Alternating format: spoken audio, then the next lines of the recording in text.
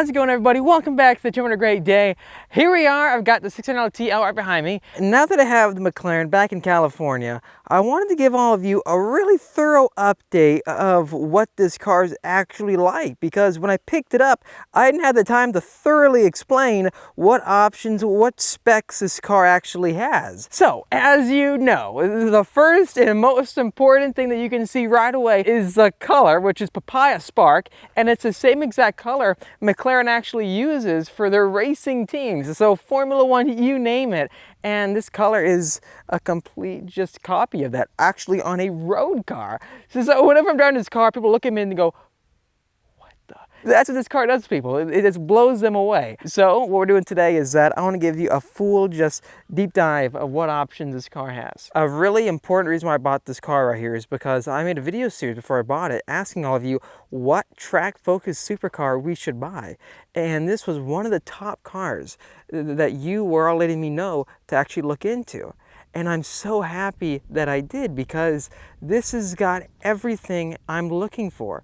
Now, if we go back to our GT 500 Trackback, that car is unbelievable. I still love that car. It blows me away. But this, in comparison, yes, it's got over 100 less horsepower. This has got 592 versus 760. The delivery and the feel with it is so different that it's hard to even compare the two. Even with the CA Corvette, can you really compare that to this?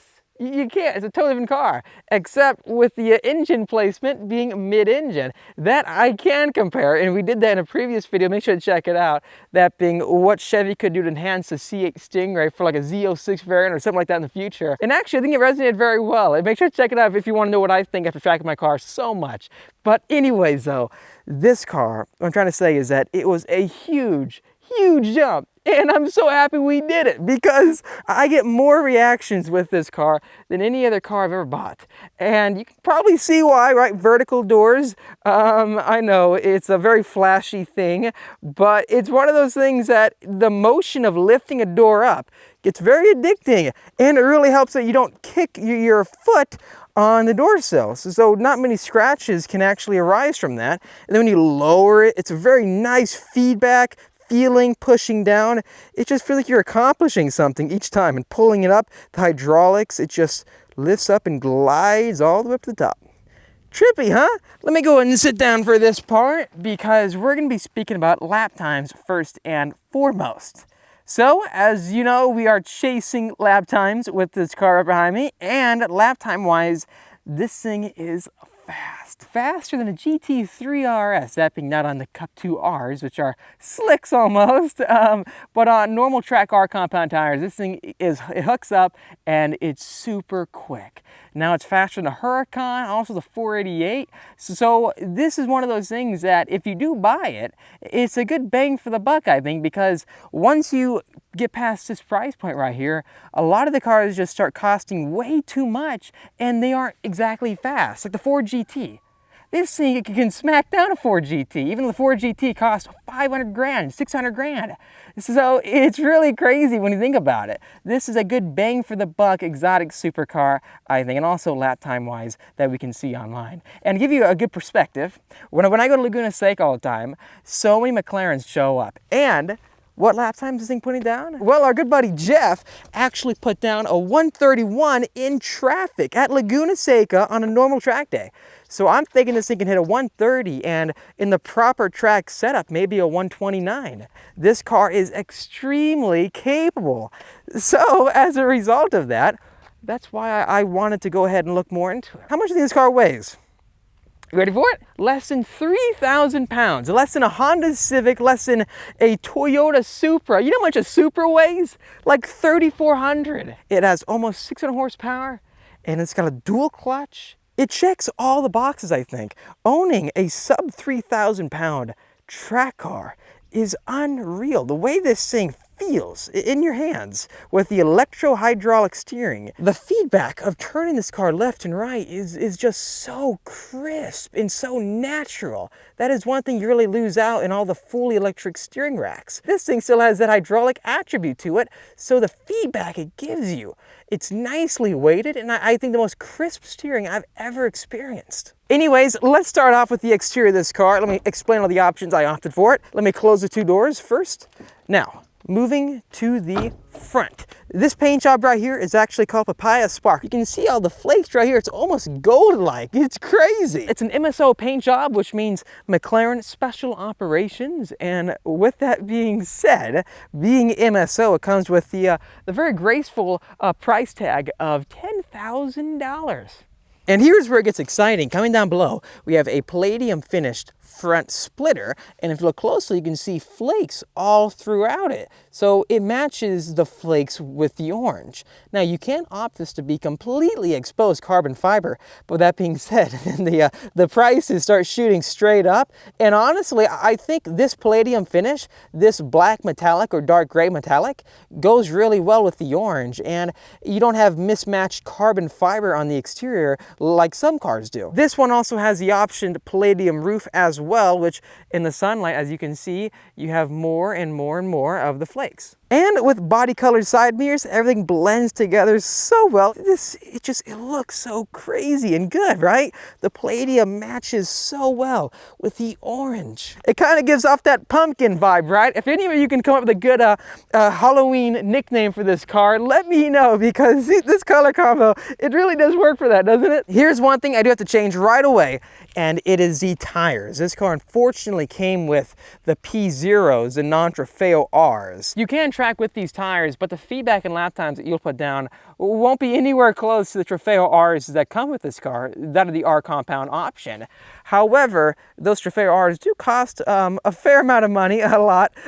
So what I'll do first, I think, is try out the Goodyear Supercar 3R tires. A lot of the guys that I know who own McLarens and track them and run them hard, they use those Goodyear tires. And from what I'm told, they last a very long time, even though they're not a Treadwear 200 plus. They're supposedly really good, and they cost a lot less than the Trofeo Rs. Here's a main concern of mine though. You see this, a rotor? This is a carbon ceramic brake rotor. And I know some of you are major fans of these kinds of rotors, and I am a fan too.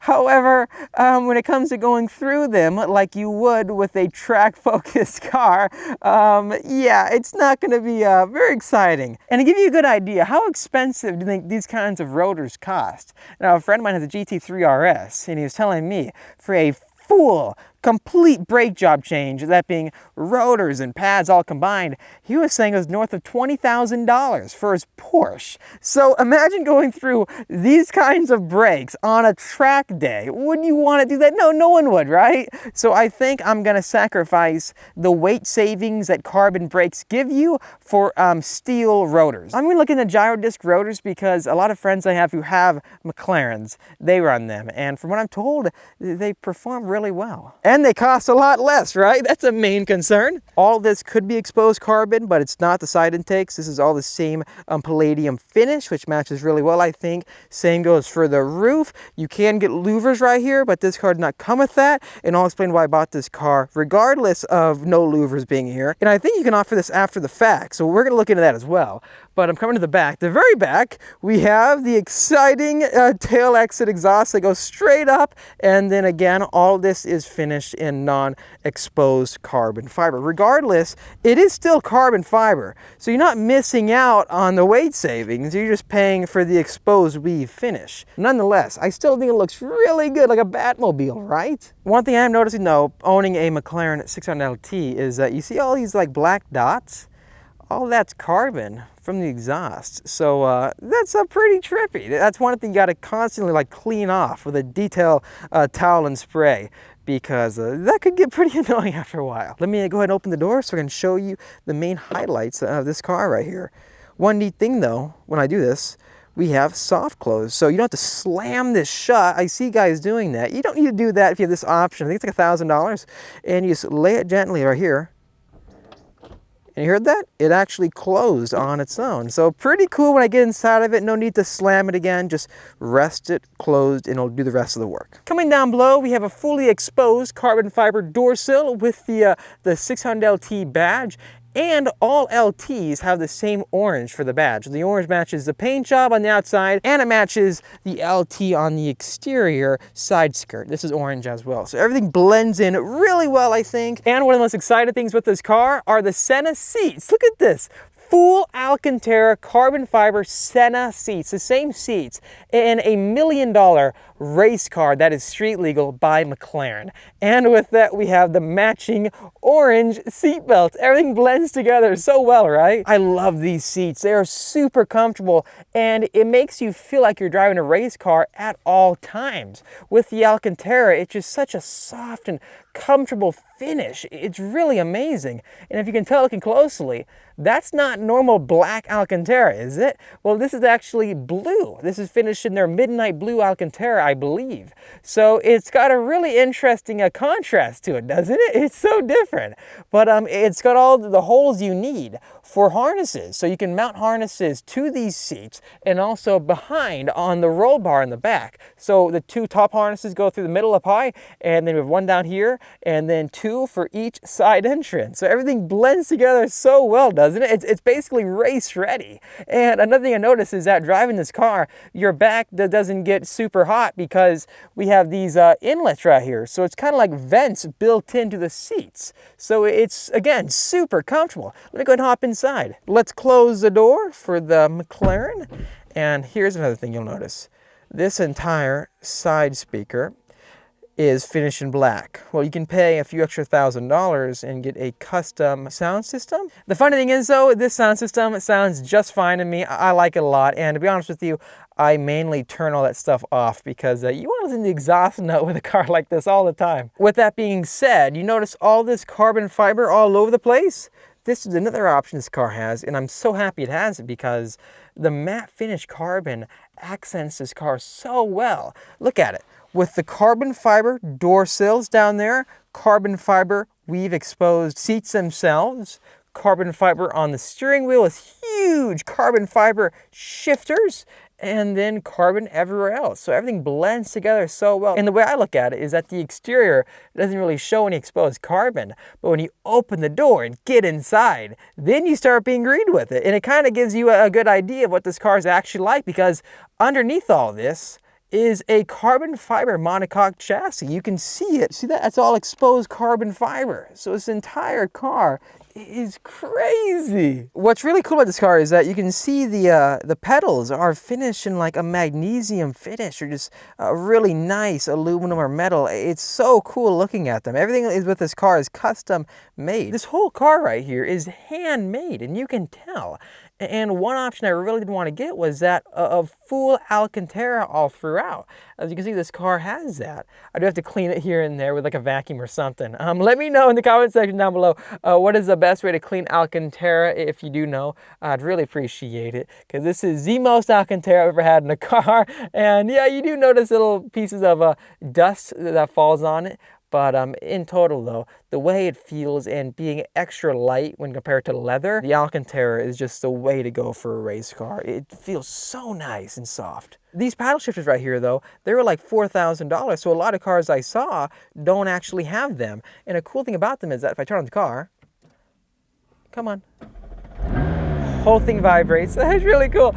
But turning the wheel straight, as you can see, when you move one paddle shifter, the other one moves as well, so they're synced together. So you can upshift and downshift with the same paddle shifters on either side. So this is the upshift paddle shifter. As you can see, you've got the plus logo. So pulling up, you'd upshift. However, pushing forward, you can downshift. Watch, downshift.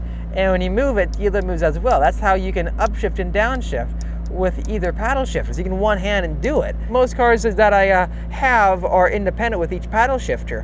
One negative about that though is that you can't click and hold both paddle shifters in rev. The C8 you could do that, and also with the Track Pack GT 500 normal one, you could do that as well. Here comes another big thing with this car, why I bought it, is that you notice this bar right behind me? That is an MSO defined roll bar. Not all McLarens have that. that is a few $1,000s, I think, as a standalone option. And you're gonna need it for the racetrack, I think, at least for how we drive. With this roll bar in the back, we can instantly mount actual harnesses to that, and I'll strap all the way through these seats. So again, this is probably the most race-ready spec you could get for a 600LT, minus the exposed carbon fiber weave of vents that are above the wheel arches on the front. And then we do not have the roof scoop. But to be honest with you, I don't think we're going to see any difference there. I haven't looked into that deeply, but the roof scoop was like $30,000 or so, and I could skip that. Let me know what you think, though. What do you think of our spec for the 600LT? That basically wraps everything up, I think. We still haven't even figured out how this thing drives yet, so stay tuned for that. I can't wait. Also, I'm working on getting this car all squared away. We do have a few issues with it that when we bought the car weren't disclosed to us. So I'll update you guys with that too in another episode.